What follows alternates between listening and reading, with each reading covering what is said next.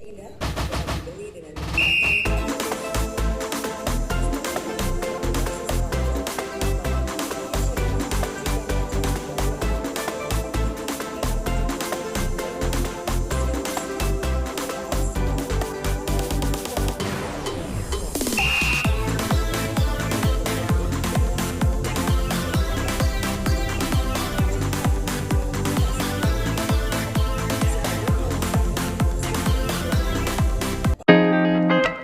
Selamat pagi, salam JKS, jalan kaki sehat.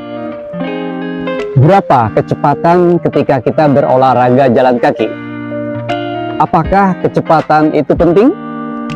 Selain kecepatan, apalagi yang harus kita perhatikan ketika kita berolahraga jalan kaki?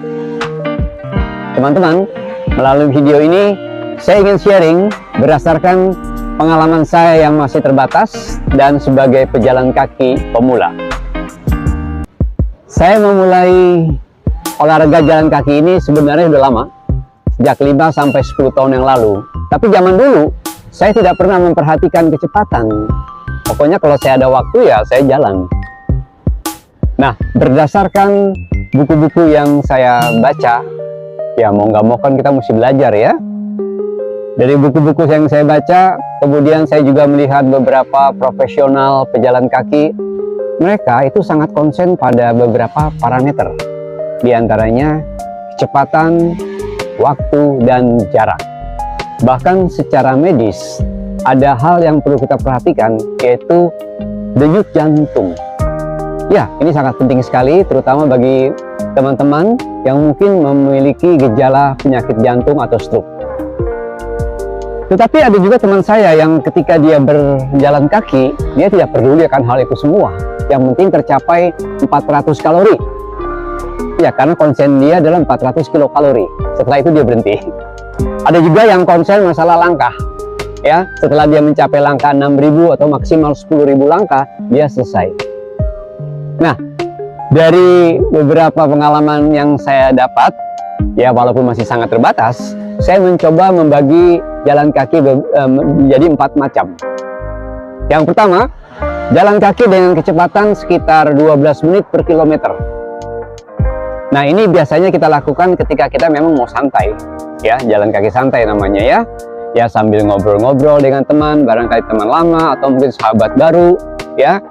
Kita melihat pemandangan seperti ini, ya hasilnya ya santai, ya kan?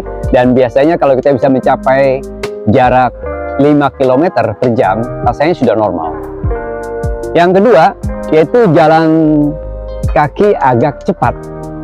Nah, ini biasanya dengan kecepatan sekitar 11 menit per kilometer. Atau mungkin lebih cepat lagi, 10 menit per kilometer. Ini dilakukan bagi teman-teman yang memang sudah terbiasa untuk berjalan kaki.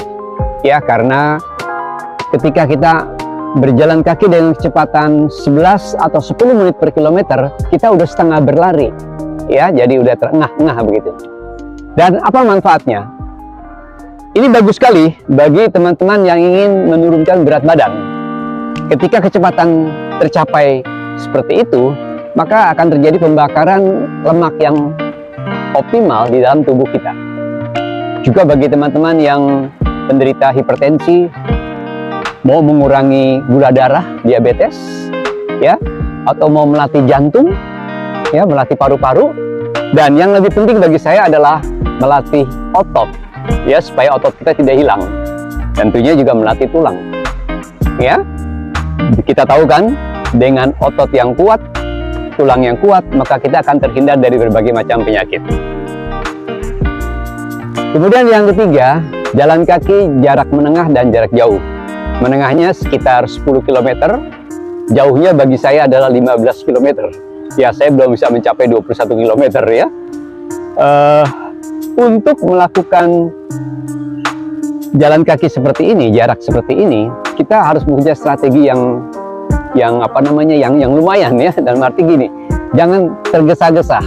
Saya biasanya memulai dengan kecepatan 12 menit per kilometer. Ya, saya lakukan secara konstan, ya boleh cepat sedikit lah ya. Bisa 11 menit per kilometer ya. Tapi jangan terlalu cepat juga. Kenapa? saya takutnya kedodoran. Ya, takutnya ketika kita belum mencapai 10 km, ya, kakinya udah terseok-seok. Bahkan sebelum mencapai 15 km, nanti kita udah loyo. Jadi, endurance-nya mesti dijaga. Biasanya dengan kecepatan 11 menit per kilometer, saya bisa mencapai sekitar 3 jam untuk 15 km. Nah, jangan lupa, pada saat jarak jauh ini, 10 km atau 15 km, supaya kita tidak terkena dehidrasi, apalagi dalam kondisi seperti ini ya, panas sekali, setiap 5 km sebaiknya minum. Atau ketika kita merasa haus, ya minum. Ya, jadi jangan biarkan hausnya itu terus di dalam tubuh Anda. Saya biasanya minum sekitar 100 atau 200 cc. Jadi untuk menempuh jarak 15 km, saya biasanya bekal dengan 500 cc air putih. Ya tentunya sambil berjalan kaki minumnya ya, bukan berhenti. Karena kalau kita berhenti kan nanti kita kehilangan waktu. Jadi intinya untuk jarak 10 dan 15 adalah konsisten. Ya, jaga jarak. Ya, jaga jarak dan jaga kekuatan, simpan energi, ya, dibagi sehingga kita bisa mencapai yang maksimal. Jadi kira-kira demikian teman-teman berdasarkan pengalaman saya yang terbatas ini mengenai kecepatan. Bagi teman-teman yang pemula, berapapun kecepatan Anda jangan dipikirkan. Ya, yang penting mulai dulu aja. Begitu teman-teman.